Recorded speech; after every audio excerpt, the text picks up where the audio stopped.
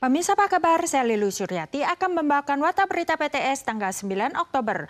Seorang perawat migran Indonesia di kota Hsinchu yang datang ke Taiwan pada bulan Mei tahun lalu, tiba-tiba melahirkan bayi di atas ranjang saat menjaga nenek pada bulan lalu. Saat ini PMI dan bayinya telah dibawa kembali oleh Asosiasi Islam Taiwan dan akan dipulangkan dan dirawat di Indonesia.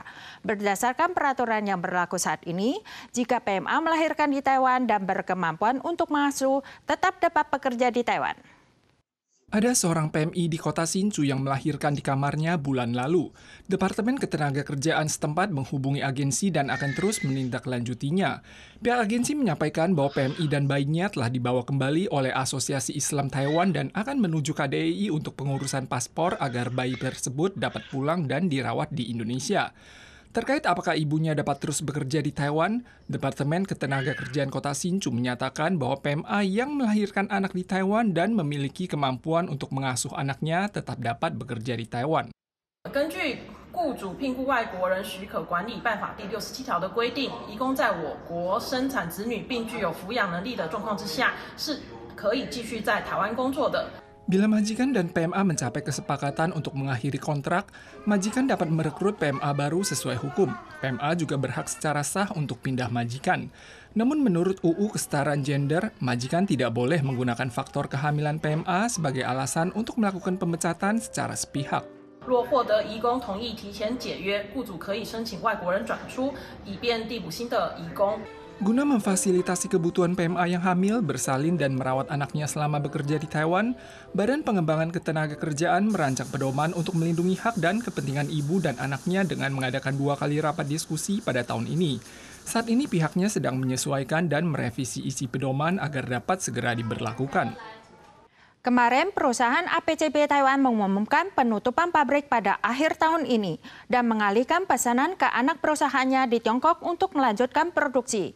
Mulai hari ini, APCB akan mengadakan PHK bertahap dan mempertahankan 80 karyawan dari total 411 karyawan yang ada saat ini, termasuk 103 PMA minoritas migran Indonesia. Karyawan perusahaan APCB yang berada di Sulin tetap beraktivitas seperti biasa di pagi hari. Perusahaan APCB mengadakan jumpa pers tanggal 8 sore dan mengumumkan bahwa mereka akan menghentikan operasi produksi pada pabrik Taiwan tanggal 25 Desember dan mengalihkan pesanan ke anak perusahaannya di Tiongkok. Sebenarnya perusahaan APCB telah menjual saham pabrik di Thailand kepada investor Tiongkok. Produk utama perusahaan APCB mencakup papan modul memori, suku cadang komputer, dan jaringan komunikasi. APCB menyatakan bahwa industri elektronik secara keseluruhan pasca pandemi telah melesu. Ditambah dengan meningkatnya harga bahan baku menyebabkan pabrik Taiwan menderita kerugian selama 3 tahun berturut-turut. Departemen Ketenagakerjaan Kota New Taipei telah menerima informasi terkait pada bulan September. Saat ini ada 411 orang karyawan, termasuk 103 PMA, sebagian berasal dari Indonesia. Diperkirakan sekitar 80 orang akan dipertahankan guna menangani pesanan dan administrasi pabrik Tiongkok selanjutnya. Jadi jumlah karyawan yang di PHK adalah 330 orang.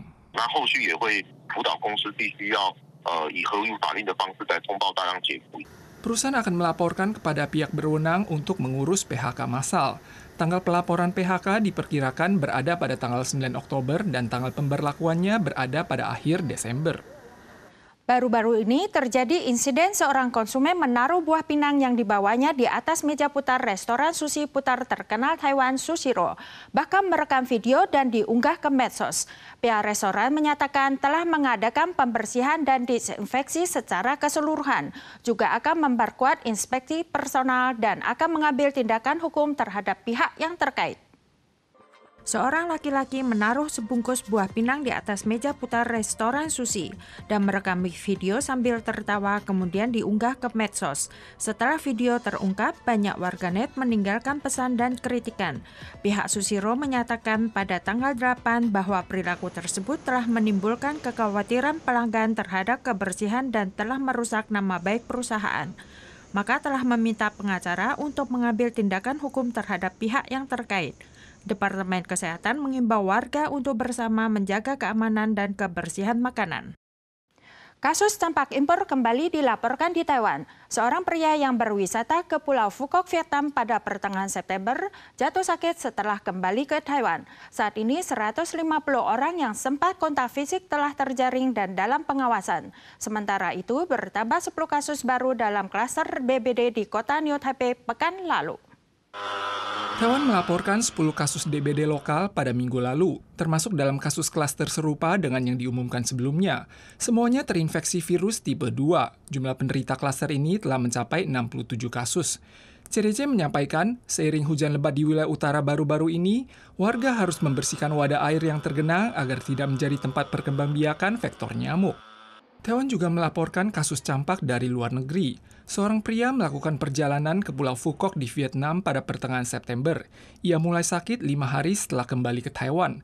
Saat ini pihak dengan kontak fisik yang terjaring mencapai 154 orang.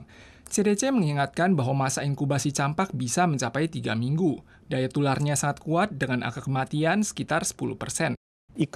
这个麻疹的个案最多可以传染给18个个案，感染麻疹之后，大概有5%到10%，那可能会有出现一些像中耳炎、肺炎或脑炎的并发症。那致死率的话，还是有这个5%到10%。 Hasil pemantauan CDC menunjukkan wabah campak di negara Asia Tenggara akhir-akhir ini meningkat hingga mencapai ratusan kasus per bulan. Pasien di kota Ho Chi Minh, Vietnam tahun ini saja telah melampaui 600 kasus, mengakibatkan sedikitnya 3 anak kecil meninggal. Oleh sebab itu, mulai saat ini, peringatan pandemi untuk perjalanan wisata mancanegara ke Vietnam akan dinaikkan ke level pertama, yakni perhatian. Besok adalah Double 10 Hari Nasional ROC. Pesta kembang api tahun ini pertama kali diadakan di Kabupaten Yunlin. Diramaikan dengan pertunjukan kembang api berdurasi 40 menit. Di lain pihak, Gedung Taipei 101 juga untuk pertama kalinya mengadakan pertunjukan kembang api pada Hari Nasional yang berdurasi 1 menit.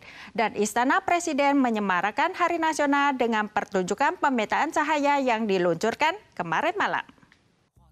Tahun ini, pertunjukan pemetaan cahaya Hari Nasional di Istana Presiden bertema Saat Kita Bersama, berfokus pada budaya komik dan animasi Taiwan, menghubungkan 43 hasil karya seni Taiwan dari hampir 100 sketsa dari periode berbeda selama setengah abad terakhir, membawa publik memahami keragaman budaya Taiwan.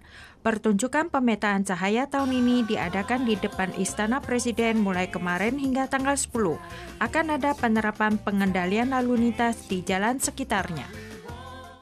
Para pemirsa sekalian, sekian wadah berita dari PTS. Kita soal lagi di lain kesempatan. Sampai jumpa.